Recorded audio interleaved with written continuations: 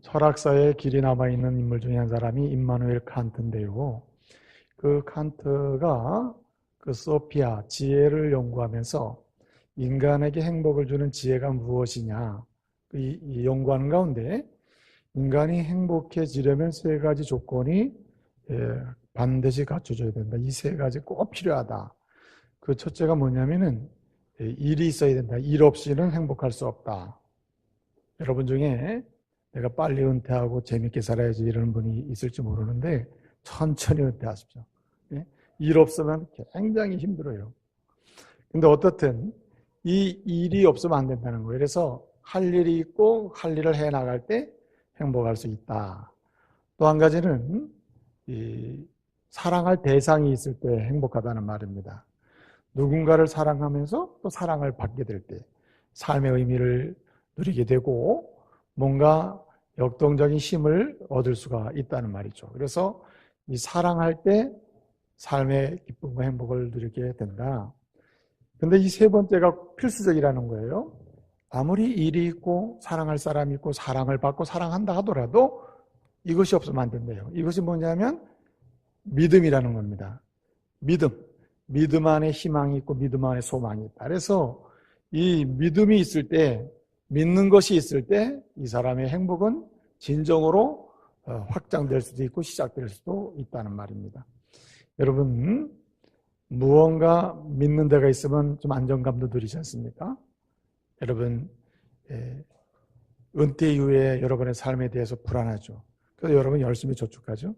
그래서 그 뭔가 은퇴 이후의 삶을 이룰 수 있는 재정이 구축되면 어떻습니까? 믿는 데가 있으니까 좀 위로가 있고 뭐가 되지 않습니까? 그런데 진정으로 뭔가 우리 행복을 계속해서 넘치도록 추구할 수 있고 힘이 되는 그것이 뭐냐면은 그냥 이 세상의 어떤 것에 대한 단순한 신뢰와 믿음이 아니라 절대자의 믿음, 절대자에 대한 믿음. 그 믿음이 있을 때, 신앙이 있을 때 사람은 진정으로 행복한 인생 여정을 시작할 수 있다는 말입니다. 그만큼 할 일도 중요하고 사랑하는 일도 중요하지만 믿음만큼 중요한 게 없다. 믿음의 소망이고 믿음의 희망이 있기 때문에 그렇다는 거죠. 여러분, 데이비드 시먼즈라고 하는 사람이 제가 언젠가 한번 소개했는데 그 치유하는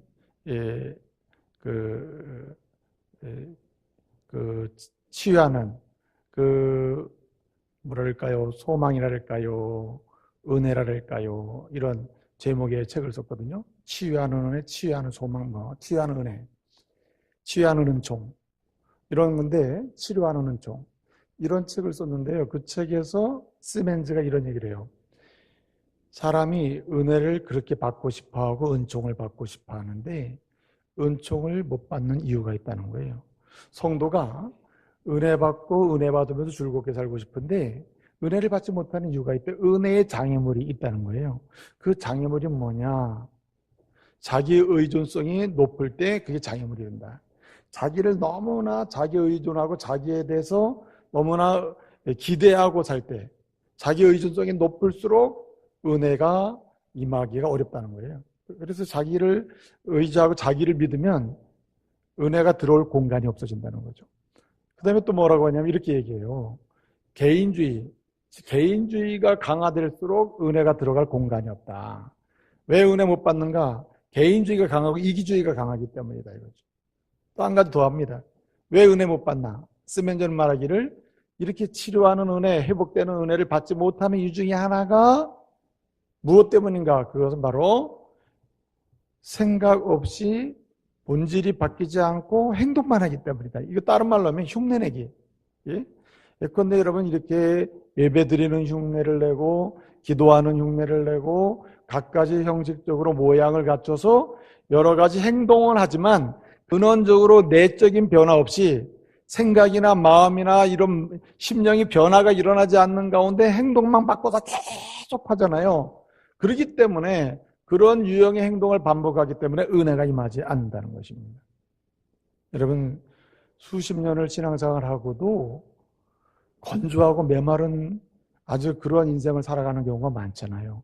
남들이 보면 은혜 다 받을 것처럼 보이고, 남들이 보면 은총은 다 경험하고 살 것처럼 보이고, 남들이 보면 하나님의 회복과 치유의 은혜를 다 경험하고 살 것처럼 보이는데 너무나 공고하게 사는 분들이 있죠. 그 이유 중에 하나가 뭐냐? 그게 바로 이 행동주의예요. 행동주의. 그런 경우가 행동주의. 어떤 내적인 변화 없이 행동만 추구하는 거죠. 근데 여러분, 이 시멘즈가 한 얘기를 제가 왜 소개하냐면, 이렇게 자기의존성이 높거나 개인 내지는 이기주의에 빠지거나 내지는 어떤 내적인 변화가 없고 생각이나 사고의 변화가 없이 어떤 흉내내는 행동을 계속하게 되면은 이게 은혜가 안 되고 은혜를 해방하게 되는데, 이 세 가지 요소의 공통점이 있어요. 그 공통점이 뭐냐면 믿음의 부재라. 믿음의 부재. 예?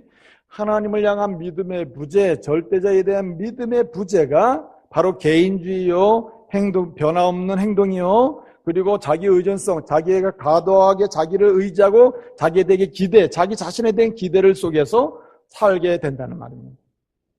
그래서 우리 주님은 우리에게 강력하게 요구하시는 게 뭐냐면 그 무엇도 그 어떤 것도 아닌 믿음을 주님은 요구하시는 것입니다. 믿음. 예? 믿음이 필요함을 말씀하고 있는 거예요. 여러분, 신구약 성경을 보면 하나님이 뭐 웃으셨다, 하나님이 뭐 미소를 지었다, 하나님이 뭐 감동을 해가지고 이런 표현을 별로 못 보죠. 특별히 복음서를 보게 되면 우리 예수님이 환히 웃으시고 말씀하셨다든지 뭐 미소를 지으시면서 굉장히 기분 좋게 말씀하셨던지 그런 말씀 자주 본 적 있어요? 없죠. 탄식하셨다, 슬퍼하셨다, 아파하셨다, 눈물을 흘리셨다 이런 말씀은 나와요. 주님의 정서를 표현하는 이런 말은 나오지만 웃었다, 미소를 지었다, 굉장히 좋아하셨다 이런 표현이 안 나와요. 안 나온다니까요. 이렇게 나오질 않아요. 중간에 깜짝도 안 나온다니까. 안 나옵니다. 그러면은 이건 뭘 보여주냐면 주님 앞에선 인간의 상황이 믿음의 부재로 인해서 너무나 힘들게 살고 있다는 것을 보여주는 거예요. 근데 주님이 정말 놀라시고 감동하시고 주님이 굉장히 뭐랄까요? 주님이 아주 기뻐하시는 이런 상황은 언제냐? 믿음을 보실 때입니다. 믿음을 보실 때. 믿음을 보실 때 기뻐하시고 믿음을 보실 때 감동하시는 겁니다. 여러분, 하나님이 기뻐하실 경우 언제나 그렇습니까? 히브리서 기자는 말하죠. 히브리서 11장 6절에서 하나님이 기뻐하실 때 언제입니까? 믿음이 없이는 하나님을 기쁘시게 할 수 없다. 그러면 믿음이 발견될 때, 믿음이 존재할 때, 믿음의 사람이 눈에 띌 때 우리 하나님은 매우 기뻐하시고 매우 좋아하신다는 거예요. 그래서 우리 주님이 우리를 보고 기뻐하실 때는 언제냐면 믿음이 살아있을 때예요. 믿음이 존재하고 있을 때, 믿음의 역사가 일어날 때, 믿음으로 움직일 때 우리 주님은 매우 기뻐하시고 즐거워하신다는 말입니다. 그래서 여러분, 믿음의 성도는 무엇으로 삽니까? 성도는 뭘로 살아요? 하나님의 백성은 무엇으로 삽니까? 예수 안에서 구원받은 주님의 사람들은 무엇으로 살아갑니까? 로마서 1장 17절에 뭐라 했어요? 의인은 뭘로 살아요? 믿음으로 말미암아 산다. 믿음으로 말미암아 구원받고 믿음으로 또 살아가는 것입니다. 믿음으로 말미암아 새로워지고 믿음으로 인생을 열어가는 거예요. 믿음으로 천국 백성 되고 믿음으로 천국 백성답게 살아가는 것입니다. 그래서 왜 믿음만이 없느냐? 그 믿음만이 하나님의 능력과 은혜를 경험할 수 있는 유일한 통로이기 때문에 그래요. 마가복음 9장 23절에 보게 되면 주님과의 대화 속에서 주님이 책망하시면 하실 말씀이 할 수 있거든이 무슨 말이냐? 믿는 자에게 능치 못할 일이 없다. 믿음만이 하나님의 능력을 경험할 수 있는 유일한 통로라는 말입니다. 그래서 믿음만이 주님을 감동하게 해드리고 기쁘시게 해드리고 믿음만이 우리를 주님이 보시면서 즐겁고 기뻐하시면서 또 놀라시게 만드는 거다. 오늘 본문 말씀 보게 되면 백부장을 소개하고 있습니다. 백부장은 몇 명의 군사를 거느리죠? 100명의 군사를 거느리죠. 많은 사람을 데리고 있는 사람이에요. 백부장이 나와요. 근데 이 백부장의 믿음을 보시고 우리 주님이 어떻게 하셨다 그랬습니까? 너무 감동하신 걸로 나와요. 오늘 본문에 보게 되면은 본문 10절을 보게 되면 예수께서 들으시고 뭐 하셨다 그랬어요? 예수께서 들으시고 놀랍게 여겼다 그랬어요. 놀랍게 여겼다. 주님이 들으시고 놀랍게 여겼다. 그러면서 뭐라 합니까? 이스라엘 중에서 이 같은 믿음, 이만한 믿음을 찾아볼 수 없다. 이만한 믿음을 가진 사람을 내가 본 적이 없어요. 이만한 믿음. 그리고 이만한 믿음 때문에 주님은 백부장의 이만한 믿음 때문에 주님은 너무 놀라신 거예요. 여기 놀랍게 여겼다, 놀랍게 여겨라는 말이 나옵니다. 이 놀랍게 여겼다는 말은 그냥 우리가 깜짝이야 하는 이런 놀람의 문제가 아니고요. 여기 놀랍게 여겼다고 하는 말은 이 에다우마센이라는 말이 이 말의 그 내포되게 있는 게 뭐냐면 감동, 즐거움, 뭔가 놀라운 기쁨의 놀라운 기쁨 한마디로 예? 놀라운 기쁨이 여기 들어있는 거예요. 우리 주님이 백부장을 보고 너무 놀라워하시며 기뻐하셔요. 놀라워하시면서 감동하시는 거예요. 우리 백부장은 오늘 주님을 감동시켜드린 사람이다. 주님을 놀라게 해드리고 주님을 기쁘시게 해드리고 주님을 아주 뭐랄까요? 주님으로 하여금 아주 만족스럽게 만들어 주셨다는 거죠. 무엇이? 백부장의 어떤 행동의 문제가 아니라 무엇이? 백부장의 믿음이 그렇다는 믿음이. 사랑하는 성도 여러분, 백부장의 믿음의 사람 되시길 바랍니다. 뭐라고 했어요? 백부장의 믿음을? 이만한 믿음이다. 이만한 믿음. 이만한 믿음. 이만한 믿음을 백부장의 믿음이라고 했어요. 백부장의 믿음을 이만한 믿음을 보시고 에다우마센 너무 놀래가지고 감동이 돼서 즐거워하셨다는 거예요. 이만한 믿음. 이만한 믿음은 무슨 믿음일까? 이만한 믿음. 이만한 믿음이 무슨 믿음일까? 여기 이만한 믿음, 이만한이라는 말은 이만하다는 말은 토사우텐이라는 말이에요. 헬라어로 토사우탄이라는 말은 무슨 말이냐면 양이나 숫자로 봤을 때 많다는 뜻입니다. 많다. 아주 많다. 크기로 보면 크다 하는 뜻이에요. 양으로 따지면 꽉 채웠다는 말이고 크다는 말이고 너무 풍성하다는 뜻입니다. 그러니까 이만한 믿음은 너무 풍성하고 성숙하고 약한 믿음으로 비교해보면 성숙한 믿음이 강한 믿음을 말하는 것이고 그 다음에 적은 믿음으로 말하면 큰 믿음을 가리켜요. 이만한 믿음이 바로 우리 주님을 기쁘시게 하고 감동하게 하셨다는 말입니다. 사랑하는 성도 여러분, 오늘 저와 여러분의 믿음이 백부장의 믿음, 이만한 믿음, 이만한 믿음의 사람으로 나아감으로써 주님을 기쁘시게 해드리고 그리고 주님의 은혜를 경험하고 그리고 주님과 동행하는 그런 역사를 체험하시기를 말씀으로 축복합니다. 근데 중요한 게 뭐냐면은 오늘 이 백부장의 이만한 믿음, 주님이 이만한 믿음으로 축복하시니까 이만한 믿음으로 칭찬하시니까 백부장에게는 뭐가 옵니까? 은혜가 오는 거죠. 주님이 누구를 보고 기뻐하시면 그 대상이 된 사람은 은혜를 받아요. 주님이 누군가를 보고 감동하시잖아요. 그러면 그 감동의 대상이 된 그 사람은 하나님의 은혜를 받을 줄로 믿습니다. 누군가를 보고 하나님께 너무 만족해 하신다. 그러면 만족하게 만든 그 사람은 하나님의 은혜 역사를 경험하게 되는 것입니다. 오늘 여기 본문을 보게 되면요, 오늘 백부장은 어떠한 은혜를 받았습니까? 이만한 믿음 그리고 칭찬을 받았어요. 우리 하나님을 감동시켰어요. 예수님을 기쁘시게 해드렸습니다. 백부장이 받은 은혜는 뭡니까? 오늘 말씀 11절 이하를 보게 되면은 받은 은혜가 뭐예요? 이 백부장에게 약속합니다. 너는 천국에 앉는다. 천국에. 예? 아브라함과 이삭과 야곱과 함께 천국에 앉는다. 동에서부터 서에서부터 동서로부터 오는 많은 사람들이 그 천국에 앉게 되는데 이 말은 너희가 그 자리를 앉는다. 그 자리를. 예? 이 아나클리노라는 말이 있어요. 아나클리노라는 말은 뭐냐면 앉는다는 뜻인데 이거 식사하기 위해서 앉는 것입니다. 식사하기 위해서 앉는 상태가 아나클리노인데 오늘 본문에 이렇게 말씀하시면 내가 복이 있다. 내가 은혜를 받는다. 내가 은총을 받는다. 내 큰 믿음 때문에 내가 복을 받는다. 어떤 복을 받느냐? 내가 천국에 앉으려니와 했어요. 천국에 앉는다. 우리 주님 재림하실 때 종말론적인 새하늘과 새 땅에 이루어질 잔치에 참여하는 기쁨, 한마디로 영혼이 구원받는 기쁨, 그 은혜를 누린다는 말이에요. 믿음의 결국은 영혼 구원이라 베드로 사도가 말했어요. 믿음의 목적이 어디 있냐? 믿음의 마지막 최종적 선물이 뭐냐? 영혼을 구원받는 영혼 구원.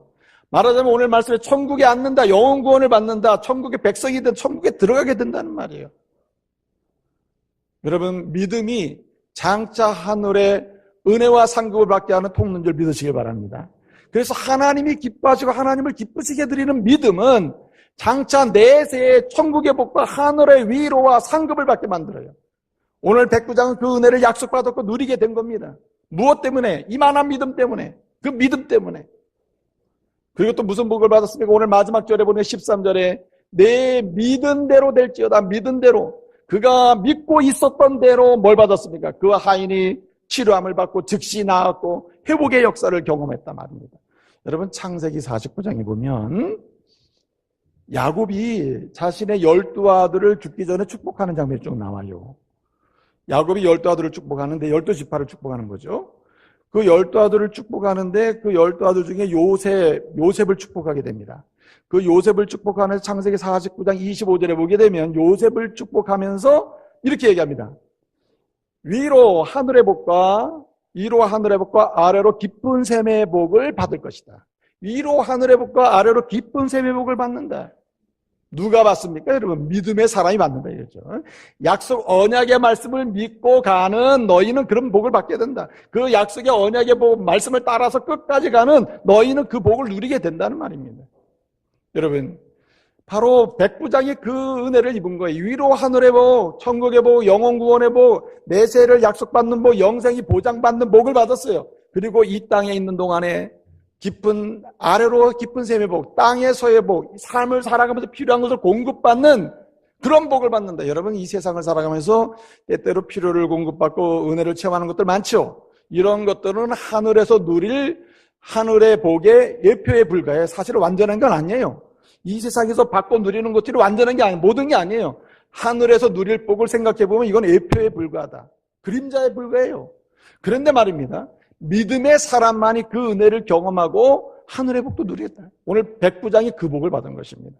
저와 여러분이 믿음으로 말미암아 인생을 살면서 이만한 믿음의 사람이 되어가지고 말이죠. 날마다 하늘의 복을 경험하고 이 땅을 살면서 필요를 공급받으면서 하나님의 위로를 경험하는 은혜가 있기를 말씀으로 축복합니다. 이만한 복의 사람이 돼요. 그러면 여러분 생각해 보세요. 토사우텐, 이만한, 많은, 큰, 성숙한이라는 말은 뭔가 상대하는 게 있는 거 아니에요. 그렇죠? 적은 믿음이 있고 이만한 믿음이 있으면 요만한 믿음이 있다 이거야. 예? 그렇죠? 요만한 믿음, 그 요만한 믿음이 있다. 그래서 여기 이만한 믿음은 둘로 정리할 수 있어요. 이렇게 하늘의 복과 땅의 깊은 아래의 깊은 샘의 복을 받는 이런 땅에서의 복과 하늘에서의 복을 받는 이런 이만한 복은 이만한 믿음은 어떤 믿음인가? 우선적으로 생각할 수 있는 게 뭐냐면은 지금 이 백부장이 이방 사람 아닙니까? 이스라엘 사람이 아니잖아요. 유대인이 아니잖아요. 이 백부장이 나왔을 당시에 예수님을 따르는 수많은 유대인들이 있었습니다. 유대인들이 있었는데 이 유대인들의 믿음은 어떤 믿음이냐면 흉내내는 겁니다. 앞서 말씀드렸어요. 종교적인 흉내와 행동을 다 내고 있습니다. 예컨대 예배드리는 흉내, 기도하는 흉내 다 내고 있어요. 그런데 구약 성경 다 믿어요. 암송도 잘해요. 다 합니다. 근데 여러분 누구를 안 믿습니까? 예수를 안 믿는 거예요. 백부장은 구약 성경도 다 잘 몰라요. 이거 아는 지식에서 부족해요. 종교적 형식에 예배 형식에도 부족함이 많아요. 그럼에도 불구하고 백부장은 누굴 믿어요? 예수를 구주로 믿었다는 말입니다. 이런 면에서 이만한 믿음이다. 요만한 믿음과 이만한 믿음의 차이가 있다면 형식적으로 객관적으로 사람들이 볼 땐 다 믿는 것처럼 보이는데 사실은 그 내적으로 믿음이 없는 것은 요만한 믿음이라면 남들이 볼 때는 아무것도 아닌 것처럼 보이나 예수 그리스도를 구주로 믿는 그 믿음이 무슨 믿음? 이만한 믿음이라니까. 따라서 요만한 믿음이 아니라 이만한 믿음이다. 이만한 믿음. 또 한 가지는 여기 이만한 믿음은 일단은 모양은 믿음인데 믿음이 없는 사람과 비교했을 때 이 사람은 믿음이 있는 이만한 믿음이에요. 또 하나는 믿음이 모두 있습니다. 믿음이. 지금 저와 여러분 중에 다 예수를 구주로 믿고 세례받고 다 믿음이 있잖아요. 믿음이 있는데 누구는 그 예수를 믿고 구원받은 믿음에서 그냥 머물러 있는데 누구는 예수를 닮아가고 성숙하고 주님이 소원하는 삶을 살아가는 그런 믿음의 자리로까지 나가는 사람이 있다 이 말이죠. 그런 면에서 이 요만한 믿음과 무슨 믿음? 이만한 믿음이 있다는 거예요. 여러분 다 믿음의 사람인 줄로 믿습니다. 이제 여러분 요만한 믿음, 기본적 믿음, 구원받은 그 믿음의 수준을 넘어서서 믿음으로 살아가는 이만한 믿음의 사람이 되시기를 말씀으로 축복합니다. 그런 믿음의 사람이 되어야 한다 이 말이죠. 네? 그러면 어떤 사람이 이만한 믿음의 사람이냐? 이만한 믿음의 사람이 되려면 어떻게 해야 되느냐? 이거.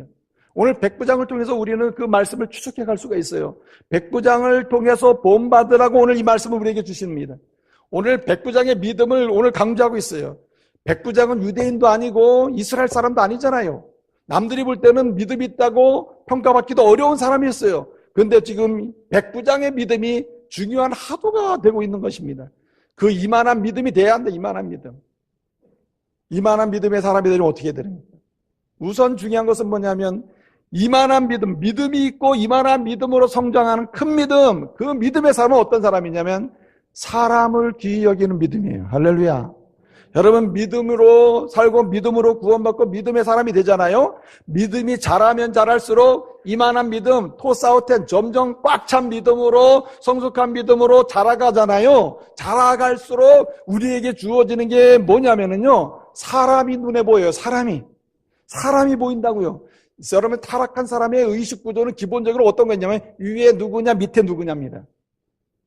옆에를 거의 고려치 않습니다. 누군가를 옆에 두고 함께 가려고 하는 생각이 거의 없어요. 타락한 사람들의 의식 구조 중에 하나가 뭐냐면 위에 누구냐 밑에 누구냐. 위를 향해서는 비굴하더라도 끝까지 뭔가 내 자리를 지키고 밑으로는 내가 힘이 있으니까 억누르는 거죠. 착취하는 거죠.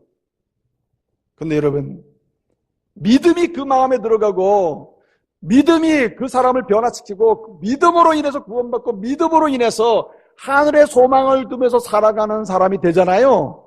엄청난 변화가 있는 우선적 변화가 사람이 보인다. 사람이. 예? 여러분 오늘 백부장이 볼 때는요. 백부장은 몇 명의 사람을 데리고 있다 그랬죠? 100명의 부대원을 데리고 있습니다. 사람 많이 상대하는 사람 아닙니까? 여러분 사람이 많으면요. 그 지도자와 관계 맺을 수 있는 사람은 딱 제한됩니다. 100명이 다 일대일로 평등하게 이렇게 공평한 관계를 유지하면서 관계를 나눌 수 있는 그게 어려워요. 그렇기 때문에 100명 중에서 몇 명이 이 백부장의 눈 안에 들어왔을 것이고 그 사람은 관계를 맺으면 진행이 될 겁니다. 나머지는 상당히 열애될 가능성이 커요. 그런데 백부장은 그러지 않았다. 백부장은 이 100명의 부대원들을 향해서 상당히 공평하게 그리고 귀하게 한 사람 한 사람을 여겨. 사실은 오늘 여기 가버나움에 있는 이 부대의 백부장 아닙니까? 로마 부대의 백부장인데 이 가버나움 갈릴리 지역에 있는 로마 군단, 특별히 이 가버나움에 있는 로마 군대는요, 부대원은 다 로마 사람이 아니에요. 그 시대적으로 보게 되면 부대원은 용병이에요. 용병. 오늘날로 말하면 레바논이나 시리아에서 사오는 겁니다. 월급 주는 거죠. 레바논이나 시리아의 용병들을 데려다가 부대를 만드는 것이고 리더십을 행사하는 장교만 로마 장교입니다. 그러면 사실은 레바논 사람, 시리아 사람, 로마 장교 입장에서는 그냥 써먹기만 하면 되는 거거든요. 근데 백부장에게는 귀하다. 한 사람 한 사람이 사람의 사람. 로마 사람이든 레바논 사람이든 시리아 사람이든 어디 사람이든 중요한 건 하나님이 만든 사람이요. 사람이 중요하다. 사람. 예? 사람이 중요하다는 말입니다. 믿음의 사람의 눈에는 약한 사람이나 강한 사람이나 부한 사람이나 가난한 사람이나 그리고 병들었거나 뭔가 건강한 사람을 살 것 없이 뭘로 보입니까? 하나님의 형상으로 보인다. 하나님의 사람으로 보이고. 여러분, 저와 여러분의 눈에 한 사람 한 사람이 귀하게 여겨지는 은혜가 있기를 말씀으로 축복합니다. 사람을 귀하게 여겨야 돼요. 사람을. 근데 놀라운 것은 뭐냐면은 오늘 왜 백부장이 등장했을까? 백부장에게는 100명의 부대원들뿐만 아니라 가정의 종들이 있고 가족이 있거든요. 그러면 이 백부장이 상대하는 사람들 중에 제일 몇 년이 가도 백부장의 눈 안에 들어오지 못하는 사람, 인격적으로 관계를 맺을 수 없는 사람, 가능성이 없는 사람이 누구냐면은 부대원보다 더 가능성이 없는 사람이 종입니다. 종은 저 어디선가 일만 하면 되는 거거든요. 그런데 오늘 백부장은 이 종 하나하나를 귀히 여겼다. 심지어는 병들고 지쳐있는 종은 그 당시에는요, 종이 병들잖아요. 종이 병들면 셋 중에 하나입니다. 방치해서 죽게 하든지, 쫓아내든지, 예? 쫓아내든지, 아니면은 팔아버리는 것입니다. 그냥 팔아버리는 거예요. 쫓아내거나 죽게 하거나 팔아버리는 거예요. 이게 종입니다. 종은 한마디로 물건이에요, 물건. 그 당시에는. 주인에게 있어서 종은요, 소유권으로 취급돼요. 그냥 물건이라니까요. 그럼에도 불구하고 백부장은 물건으로 취급하지 않는다는 거예요. 귀한 사람으로 취급하는, 인격자로 취급하는 거예요. 여러분, 백부장이 얼마나 사람을 귀하게 여겼으면 종을 귀하게 여기고, 종 중에서도 아무도 거들떠 보지 않고 병들다가 죽으면 될 그런가 보다 하에 대해서 문제가 없는, 심지어는 죽여도 문제가 안 되는 이러한 병든 종을 위해서 애타는 마음으로 어떻게 해요? 오늘 예수께서 가버나움에 들어가시니 한 백부장이 나와 간구하며 있습니다. 들어갔다는 거하고 백부장이 나왔다는 거하고 여기 기도한다, 간구한다는 말이 동시적입니다. 이 말은 무엇입니까? 얼마나 종을 애타게 사랑하고 귀히 여겼으면 예수님이 오시면 이 사람이 나올 수 있을 텐데, 예수님이 지나가시기만 살 수 있었는데, 예수님이 들어오셨다는 것 동시에 그는 나가게 되는 거예요. 물론 병행구절인 누가복음 7장에 보게 되면 먼저 유대 장로들을 보냈다는 이야기가 나와요. 그러나 어쨌든 이 로마 장교가 가서 구했다는 것이, 이거 왜 그렇습니까? 귀히 여기기 때문에. 그래서 여러분, 성도는요, 모든 사람을 귀히 여기되 특별히 약한 사람을 귀히 여겨야 될 줄로 믿습니다. 약한 사람. 여러분, 저는요, 이 목회자로서 항상 마음에 의식적으로 부담 갖고 하는 것 중에 하나가 뭐냐면, 성도님들이 많잖아요. 여러분 중에 이런 분이 있어요. 몇 년이 가도 목사님 우리 집에 신방도 안 오고, 몇 년이 가도. 여러분만 그런 게 아니라 많이 그래요. 몇 년이 가도 신방 안 오고, 몇 년이 가도록 목사님하고 한 번도 얘기해 본 적이 없다고. 찾아와서 얘기하시라고. 다 얘기할 텐데. 그런데 어쨌든 잘 들어보세요. 몇 년에 가도 얘기 못하는 사람이 있죠. 가능한 거 아닙니까? 그럴 수도 있죠. 그런데 보세요. 이야기를 하지 않아도 함께 공유하고 말씀 가운데 견딜 만한 믿음으로 살아갈 분이 있는가 하면, 애초부터 삶의 여정이 출발부터 어려운 분이 있어요. 예컨대 부모님이 안 계셔서 고원에 잘했던가, 예를 들어보는 거예요. 또 부모님의 후원이 없이 시작했기 때문에 결혼 생활도 그냥 자기가 그냥 월세방에서 시작했다든가, 예를 들어 그리고 아이를 키워야 되는데 동일한 조건에서 다른 사람보다 배움의 기회가 없었기 때문에, 누가 배우고 싶지 않아서 그렇겠어요? 배움의 기회가 주어지지 않은 거죠. 왜냐하면 자기 생존 자체가 어려웠으니까. 그러면 그 가운데 배우지 못했기 때문에 또다시 사회에서 차별을 받는다고. 누가 의도적 차별이 아니라 하더라도 취업의 기회가 없을 뿐더러 일을 하더라도 뭔가 지적인 차원에서 뭔가 노동을 할 수 있는 기회가 없잖아요. 그런 면에서 일을 하다 보니까 24시간 일을 해야 돼요. 네? 그렇죠? 우리가 8시간 일해서 벌어야 될 돈은 이분들은 예컨대 24시간을 해야 돈이 나온다고. 그러면은 보세요. 그러는 가운데 몸은 지치고 병듭니다. 이게 얼마나 어려운 일들이에요. 목회자가 말이에요. 정말 여러분 몸이 건강하고 여러분 나름의 배움이 있고 여러분 부모님 후원 속에서 뭔가 역할을 해내고 학습할 기회가 있고 취업이 됐으면 여러분 나 찾지 마세요. 하나님의 교회에서 말씀 듣고 은혜 받으면서 힘내시길 바랍니다. 찾아갈 사람 따로 있다니까. 병들고 아프고 아무래도 안 되고 여러분 힘들잖아요. 그분들. 목회자가 그분들에게 필요한 거예요. 가서 위로하고 힘을 주고 함께 나누고 살 길도 찾아보고 뭐 그러는 거 아니에요. 내가 무언가를 재정적으로 도울 수는 없으나 하나님의 은혜 가운데 어떻게 소망 중에 믿음으로 살아갈 수 있는지를 권면하고 나눌 수 있는 거, 이게 목회자뿐만 아니라 신자요 성도가 해야 될 줄로 믿습니다. 여기에 살아있는 믿음, 포사우텐, 이만한 믿음이나 이만한 믿음, 그 믿음을 주님이 뭐 하신다고요? 높게 평가할 줄로 믿습니다. 아주 귀하게 여기는 거예요. 귀하게. 그래서 우리는 사람을요, 예모로 평가하면 안 되는 거예요. 이제 시작했는데 얼마 안 된 시계 보면 어떻게 해요? 시계 얘기가 나와서 그러는데 여러분, 에디슨이 말이에요. 에디슨이 얼마나 훌륭한 사람입니까? 어떤 아버지가 에디슨한테 들고 왔대잖아요. 아, 우리 아들 지금 어디 공부하러 가는데 우리 아들에게 인생의 좌우명 될 만한 얘기 하나 해달라고. 그러니까 에디슨이 뭐 그렇게 찾아온 사람이 뭐 그냥 보낼 수도 없고 그러니까 한참 물끄러미 생각하다가는 벽을 쳐다보면 벽에 시계가 있단 말이에요. 시계를 한번 쳐다보더니 그 애한테 이랬대요. 앞으로 살면서 시계 쳐다보지 말라고. 그 왜 그러냐? 뭐 일하면서 시계 쳐다보면 몰두하지 못하기 때문에 성공할 가능성이 없다. 그냥 지나가는 얘기고.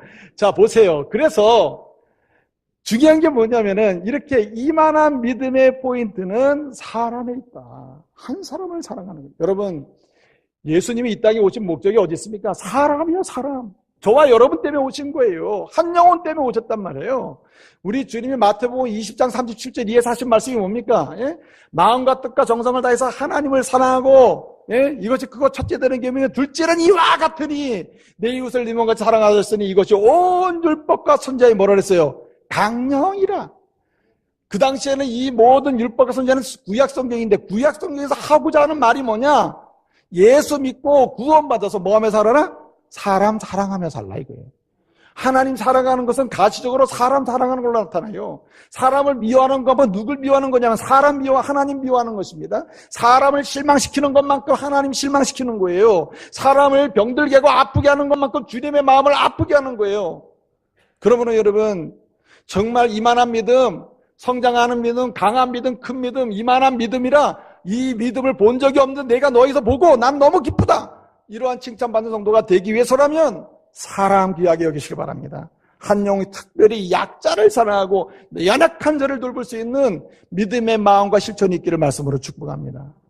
또 한 가지는요, 여기 말씀을 보게 되면요, 중요한 게 뭐냐면은 이만한 믿음은 뭐냐? 이만한 믿음은 이만한 믿음은 오늘 말씀 보게 되면은 백부장이 예수님께 나왔다. 백부장과 예수님. 사실은 예수님은 그 당시에 갈릴리 지역에서 좀 알려져서 소문나 있는 청년이었습니다. 청년. 오늘 저와 여러분이 이렇게 확고한 믿음으로 예수를 믿는 사람들이 많았던 게 아니에요. 이적이 나타나고 기적이 나타나니까 따랐어요. 그런데 이 백부장은 어땠습니까? 예수 앞에 나와서 예수를 뭐라고 불러요? 주여라고 해요. 주여. 큐리에라고 불러요. 이 주여라는 말은 세 가지 의미가 따르어요. 와, 신하가 왕에게 부를 때 당신은 나의 통치자입니다. 아내가 남편을 부를 때 당신은 나의 보호자입니다. 예? 종이 주인을 부를 때 나의 소유권은 누구한테 있어요? 당신에게 있습니다. 한마디로 당신 나의 모든 것입니다. 이런 뜻이거든요. 그래서 이 사람이 어떻게 합니까?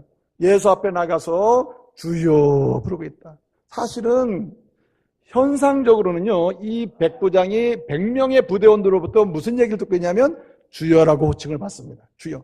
이 백부장님 이렇게 부르는 게 아니라 부대원들이 큐리에 이렇게 불러요. 예? 뭔가 리더십을 행사하는 사람이 당신은 나의 모든 것이고 내 보호자가 통치자다 이런 얘기예요. 그렇게 부르는데 이 백부장이 예수님께 나와서 큐리에 부를 때는 자기의 모든 걸 아는 이 큐리에가 어떤 의미가 있는지 아는 거예요. 나의 모든 것이다. 그리고 그 앞에 엎드리는 것입니다. 이게 바로 무엇입니까? 이만한 믿음은 뭔가 자기의 모든 것, 자기의 높은 것, 자기의 내놓을 만한 것, 자기의 자랑할 만한 것, 자기의 모든 것 다 내려놓고 어떻게 낮아지는 상태예요. 여러분 진정한 믿음은 낮아지는 것을 믿으시기 바랍니다. 제가 이 부분은 산상수훈을 강의하면서 몇 차례 강조하고 있어요. 여러분 진정한 믿음, 이만한 믿음, 성장하는 믿음, 큰 믿음, 성숙한 믿음의 크기는 무엇으로 결론나냐면 낮아짐의 정도에 있다. 무릎을 얼마나 꿇느냐, 얼마나 머리를 숙이느냐, 얼마나 자기의 공적을 가리느냐에 있어요. 내 공적을 드러내 놓을수록 그 믿음은 이만한 믿음이 아니라 요만한 믿음이다. 작은 믿음이다. 형편없는 믿음이라는 거예요. 누가 하늘의 위로와 땅의 샘의 깊은 복을 받습니까? 이만한 믿음. 무슨 믿음? 낮아지는 믿음. 자신을 겸손하게 낮추는 믿음이라. 오늘 말씀 보니까 이렇게 말합니다. 주님이 말씀하셔 7절에 내가 가서 고쳐주리라. 네가 그렇게 원하는데 내가 가서 고쳐주리라. 이렇게 말씀하셔요. 내가 가서 고쳐주리라고 말해요. 그랬더니 뭐라고 합니까? 8절에서 아닙니다. 주님 아닙니다. 우리 주님이 내 집에 들어오는 것을 내가 뭐 하지 못해요? 감당치 못하겠어요. 내 감당할 수가 없습니다. 이게 감당치 못하면서 방문을 거절하는 상태는 이건 낮아짐의 극치요, 겸손의 극치. 이게 무슨 얘기일까? 여기 감당하다는 말이 감당하다는 말은요, 원래 히카노스라고 하는 말인데 이 말은 세 가지 의미가 있어요. 이 히카노스라는 감당하다는 말의 원래 의미는 뭐냐면 뭘 하는 데 있어서 한번 생각해 볼 만하다는 뜻이에요. 예? 내가 뭘 하려고 하는데 저 사람은 내가 뭐 함께 하는 생각해 볼 만하다. 둘째는 내가 뭘 하려고 하는데 자격이 있다. 이 일에 자격이 있거나 딱 갖춰져 있다는 뜻이에요. 자격이 있다는 뜻이 자격이. 또 한 가지는 뭐냐면은 여기 알맞다는 뜻입니다. 딱 맞는다는 뜻이에요. 딱 맞는다. 그러니까 지금 뭐라고 얘기하냐면 이렇게 얘기해요. 주님이 우리 집에 오시는 거 내가 감당치 못한다. 나는 알맞은 사람이 아닙니다. 나는 적당한 사람이 아닙니다. 나는 거기 일치되는 사람이 한마디로 나는 무가치한 사람이다. 나는 아무것도 아니에요. 나는 죄인이에요. 나는 내놓을 것도 없어요. 거룩하신 주님이 들어오면 이게 말이 안 돼요. 예? 그러니 주님은 말씀만 하시면 된다고 말하는 거예요. 여러분, 자기의 연약함과 자기의 무가치성을 시인하면 시인할수록 믿음은 강화됨을 믿으시길 바랍니다. 우리 주님을 믿고 의지하는 우리 주님이 내 심령 속에 들어와서 계실 수 있는 공간은 내가 아무것도 아니다. 나는 무가치하다는 거예요. 여러분, D.L. 무디라고 하는 사람이 훌륭한 부흥사의 전도자 아닙니까? 이 D.L. 무디라는 사람이 모세의 생애를 평가했어요. 재미있게 평가했어요. 모세의 생애가 120년 아닙니까? 40년은 왕궁에서 자랐고 40년은 미디안 강야에서 자랐고 40년은 이스라엘 사람들을 출애굽시켜가지고 이제 모압 평야까지 인도했던 사람 아니에요? 모세가? D.L. 무디가 이렇게 얘기해요. 이 모세 인생을 평가하는데 이렇게 말합니다. 왕궁에서 40년의 모세는 한마디로 나는 대단한 존재다. 이런 상황이라는 거예요. 나는 대단한 존재로 스스로를 평가한다. 미디안 강야 40년, 도망가서 미디안 강야 40년 동안에 그가 깨닫는 거예요. 따라서 나는 아무것도 아니다. 나는 아무것도 아니구나 알고 왔더니 나는 대단한 줄 알았더니 나는 아무것도 아니다. 이렇게 된 거예요. 그랬더니 어떻게 됐단 말입니까? 광야 40년 이스라엘을 인도해가지고 40년 동안 인도한 기간에 대해서 D.L. 무디는 말하기를 나는 아무것도 아닐 때에 주님이 나를 사용하셨다. 할렐루야. 여러분, 겸손한 자를 사용하셔 이만한 믿음으로 평가하셔서 그를 축복의 통로로 사용하실 믿으시길 바랍니다. 언제? 낮아지는 믿음, 겸손한 믿음, 나는 아무것도 아니라고 하는 믿음. 여러분, 높은 자일수록 나는 아무것도 아니라고 하는 자기 시인과 자기 고백의 풍성함이 있어야 할 줄로 믿습니다. 뭔가 역량이 있는 사람일수록 다른 사람에게 드러낼 것이 있는 사람일수록 자랑하고 싶은 것이 많다고 생각하는 사람일수록 이만한 믿음의 사람으로 주님 앞에 감동을 드리고 기뻐하심을 받는 이런 성도가 되려면 어떻게 되느냐? 더욱더 낮아져야 됩니다. 의도적으로, 의식적으로 낮아져야 돼요. 머리를 숙여야 돼요. 두 손을 내려야 돼요. 무릎을 꿇어야 돼요. 이런 사람에게 주님은 이만한 믿음이라 내가 본 적이 없는데 이만한 믿음을 내가 보았노라. 내가 너를 천국에 앉는 복, 그 다음에 이 땅에서 하나님이 주시고자 공급하시고자 하시는 것을 누리게 하신다는 그런 은혜를 받게 될 줄로 믿습니다. 낮아지는 것이 낮아지는 거예요. 마지막 한 가지 드리고 싶은 말씀이 있습니다. 이만한 믿음은 무엇을 보여주나? 오늘 말씀 뭐라 그랬습니까? 내가 너희 집에 가리라. 내가 가서 고쳐주리라 그랬어요. 내가 가서 고쳐주리라. 7절에 내가 가서 고쳐주리라. 에고 엘돈 데라피주라는 에고 내가 엘돈 가서 데라피주 고쳐주리라. 근데 이 데라피주 고쳐주리라고 하는 말은 그냥 고쳐준다는 말이 아니라 어떤 행위를 통해서 고쳐준다는 뜻입니다. 내 눈에 보이는 어떤 것, 내가 경험하는 어떤 것, 내가 지금까지 이스라엘 사람들이 이적 표적 다 구하잖아요. 네가 이런 거 다 하고 사람 이런 거 구하는데 그래 가서 보자. 이적 표적으로 나타나는 걸 네가 보러 봐라. 내가 행하겠단 말이에요. 가서 고쳐주리라. 데라피죠. 그렇게 말씀하고 가는 거예요. 그랬더니 뭐라 그래요? 아닙니다, 주님. 나는 눈에 보이는 표적, 눈에 보이는 이적, 내 눈에 보이는 어떤 행동을 통한 저는 그거 원치 않습니다. 저는 믿습니다. 주님은 입에서 주님의 말씀이 나오는 순간 그 말씀의 능력이 나타날 줄로 믿습니다. 나는 말씀의 능력을 믿습니다. 말씀의 능력을 나는 확신합니다. 이게 이만한 믿음인 줄을 믿으시길 바랍니다. 오늘 이 시대에 많은 분들이요, 환상을 얘기해요, 꿈을 얘기해요, 그리고 많은 것을 체험을 얘기해요, 신비적 경험을 얘기해요. 그래서 신앙이 뭔가 있다고 착각하는 사람이 있어요. 그러나 여러분, 신앙의 메인 페이스는 무엇이어야 되느냐? 주류 신앙은 뭐여야 되느냐? 핵심 신앙은 뭐여야 되느냐? 눈에 보이는 것, 경험이나 체험이나 이런 주관적 신앙이 아니라 여러분 말씀의 신앙이 되어야 할 줄로 믿습니다. 내가 못 봐도, 내가 못 만져도, 내가 경험하지 못했어도, 내가 체험하지 못했어도 말씀이 그러하다 하면 아멘 해야 할 줄로 믿습니다. 말씀대로 역사는 진행되는 거예요. 오늘 말씀에 이 백부장의 믿음이 왜 이만하냐? 다른 유대인들은 다 보고 듣고 경험하고 체험하고 그리고 만지고 싶고 그래서 신앙을 확인해 보려고 하는데 이 사람만큼은 나는 아니에요. 나는 보는 거 만지는 거 테라피죠. 뭔가 행위를 통해서 뭔가 주님인 걸 확인하는 거 나 그거 원치 않아요. 나는 이미 주님을 믿습니다. 주의 말씀 그 자체가 능력입니다. 주의 말씀 그 자체가 권능입니다. 말씀만 하십시오. 그러면 이루어질 줄로 믿습니다. 가는 거예요.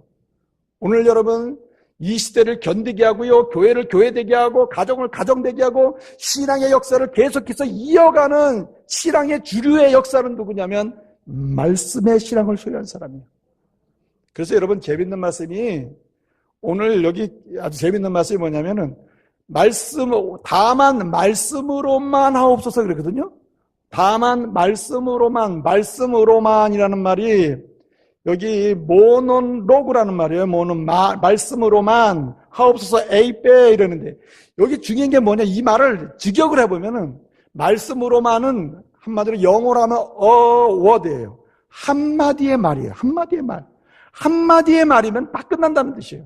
여러분 하나님께서 주시는 말씀 한마디가 세상을 바꾸는 줄을 믿으시길 바랍니다. 우리의 수많은 노력이 세상을 바꾸기 이전에 말씀 한마디의 능력이 믿는 자에게 역사할 때에 거룩한 역사로 나타날 줄로 믿습니다. 이것이 오늘 이 시대에 필요한 거예요. 수많은 사람들이요 주관적 신앙에 빠져서 헤매는 경우가 너무 많아요.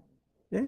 이 메인 신앙, 말하자면 이 말씀의 신앙에서 떠나가지고 자기의 경험 신앙으로 자기의 신앙을 말하려고 하는 분이 많아요.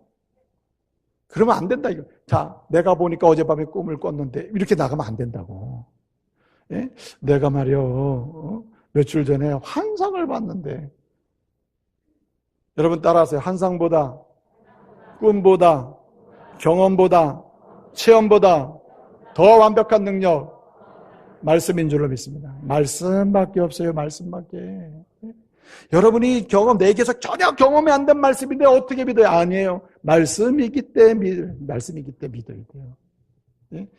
여러분 마리아가 말해요. 예수님을 잉태하게 되잖아요.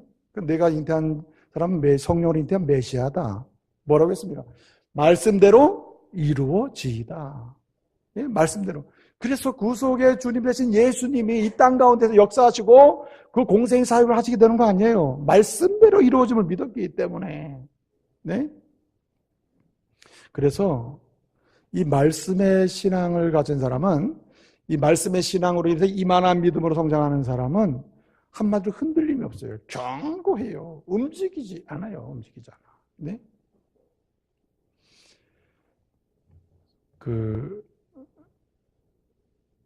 로레인 피터슨이라고 하는 사람이 쓴 책 중에 가장 좋은 친구 예수님이라는 책이 있어요. 아주 오래된 책인데 거기에 나오는 재미있는 얘기 있어요. 어떤 사람이 나이가라 폭포 있지 않습니까? 나이가라 폭포 가본 분 손 들어보세요. 손 들지 마시고 눈만 깜빡여 보세요. 네, 네. 손 든다는 건 차별하는 것 같고 저도 못 가봤어요, 솔직히. 근데 이 나이가라 폭포에서 어떤 사람이 여기에서 저기로 줄을 매놓고는 일발수레를 타고 건너갔다는 거예요. 그래서 사람들이 막 열광을 하는 거예요. 와, 진짜 멋있다. 그리고 한 번 건너가더니 이 사람 또 다시 건너오는 거야. 그러니까 이건 뭐 확실한 거예요. 이 사람은 건널 수 있구나. 이렇게 믿는 거죠. 이 사람이 딱 건너갔다 와가지고 얘기하는 거예요. 여러분, 이렇게 저를 환해주셔서 감사합니다. 한 가지 묻겠습니다. 여러분, 이 예발수레에 딴 사람을 한 사람 더 태워가지고 제가 확실하게 저 끝까지 건널 수 있다고 생각하면 박수 한번 쳐주세요. 그랬더니 다 박수 치는 거야. 그러면요, 누굴 못 건네겠냐고. 자, 그러면 여기 한 명 타십시오. 내가 데리고 건너갔다 오겠습니다. 한 명도 안 타는 거야, 한 명도. 예? 믿는다고 그러니까 한 명도 안 타는 거야, 한 명도. 마음에 이런 거예요. 누군가가 한 명 타고 건너갔다면 나도 탈 거야. 여러분, 신앙은 그런 게 아니라는 거예요. 신앙은. 예? 주님이 여러분이 볼 때 누군가가 한 번 하고 나서 내가 본 다음에 나도 하리라. 그 사람은 이만한 믿음이 아니라 이거예요. 경험신앙이지. 말씀이 내게 주어질 때 그 말씀을 신뢰하고 말씀을 따라가면 그것이 모범이 되는 거예요. 역사엔 두 사람이 있어요. 길을 내는 사람과 낸 길을 가는 사람이 있다니까. 믿음의 여정도 보면요. 하나님의 교회에서도 보면은 길을, 믿음의 역사를 이루는 사람 보면 길을 내며 가는 사람이 있고 낸 길을 걸어가면서 투덜거리는 사람이 있다고. 여러분, 내놓은 길을 걸어가는 사람도 훌륭하지, 사실은. 근데 정말 훌륭한 사람은 길이 없어 길을 내고 가는 사람이에요. 여러분, 말씀 신앙의 특징이 뭔지 아십니까? 나 있는 길만 가는 게 아니라 말씀 신앙의 특징은 시대가 항상 달라요. 20세기와 21세기가 다르고 앞으로 올 21세기 중반이 달라요. 오늘의 시대와 21세기 중반이 다를 거 아니에요. 그래서 길은 항상 새롭게 놓여야 돼요. 그러므로 새로운 길을 내는 사람은 말씀 신앙으로 걸어가는 사람인 줄 믿으시길 바랍니다. 말씀 따라가면 가문의 신앙의 길을 내요. 말씀을 따라 말씀 신앙으로 가는 교회에 새로운 부흥의 길을 내요. 말씀 따라가면 자신의 인생에 경험하지 못했던 하나님의 은혜의 길을 내게 될 줄로 믿으시기를 바랍니다. 이제 말씀을 마치겠습니다. 보세요. 여러분, 얼마나 살고 싶으세요? 90세 이상 살고 싶은 분 눈 깜빡여 보시고, 나는 80대에 그냥 천국 가고 싶다. 아니면 난 70 넘으면 그냥 가고 싶다는 거예요. 저는 96세예요. 96세. 어떤 분 그래요. 아, 후임 힘들게 생겼다. 96세까지 살면 그게 뭐하냐. 그냥 하는 얘기고요. 자, 좋아요. 90대에 살든 80대까지 살든 상관없이 여러분이 이 땅을 살다가 하나님의 부름을 받고 천국 간 다음에 후대의 사람들이 여러분을 어떻게 기억하고 싶어요? 어떻게 기억됐으면 좋겠습니까? 네? 어떻게 기억됐으면 좋겠냐 말이에요. 여러분, 피터 드러커라고 하는 사람 제가 종종 소개했잖아요. 2005년에 타계했는데 세계적인 경영학자가 석학이에요. 이 피터 드러커가 13살 될 때 그냥 완전히 중학교 1학년 정도 되잖아요. 13살 때인데 그 학교의 선생님이 이 아이들을 모아놓고 얘기하는 거예요. 얘들아 오늘 선생님이 아주 중요한 얘기할 테니 잘 들어봐라. 그 뭡니까? 그러니까 애들한테 얘기해요. 너희가 말이지 유인전 있잖아요. 유인전 이런 거 많이 이제 얘기할 거 아니에요? 너희가 죽고 난 다음에 사람들이 너희를 어떻게 기억해 줬으면 좋겠니? 그 얘기를 해보자는 거예요. 그 애들이 좀 어렵죠. 그렇죠? 죽음이랑 생각할 경우는 이인전 얘기하면서 이렇게 훌륭한 이인들이 있었다 이렇게 이제 얘기하면서 얘기한 거죠. 너희 어떻게 기억됐으면 좋겠냐? 그러면서 그렇게 얘기했대요. 나이가 50이 넘어서도 어떻게 기억됐으면 좋겠다고 하는 자기의 생각과 가치관이 없는 사람은 지금까지 산 생활도 엉망이고 앞으로 살 생활도 솔직히 살아봐야 그 앞에 산 것보다 못 살 수도 있다는 거예요. 그렇게 이야기했대요. 그래서 그 뒤로 이제 사람들이 이제 살다가 한 60년 지난 다음에 60년 지난 다음에 사람들이 모인 거야. 예? 모였어요. 모여가지고 야 어떻게 살았냐 보니까 다 훌륭하게 잘 살았거든요. 근데 그들이 얘기하는 거예요. 야 내가 이렇게 그나마 이렇게 된 건 내가 있잖아. 결정적인 순간마다 있잖아. 내가 그 13살 때 선생님이 한 얘기 그거 기억이 많이 나더라. 예? 죽고 난 다음에 어떤 사람으로 기억됐으면 좋을까.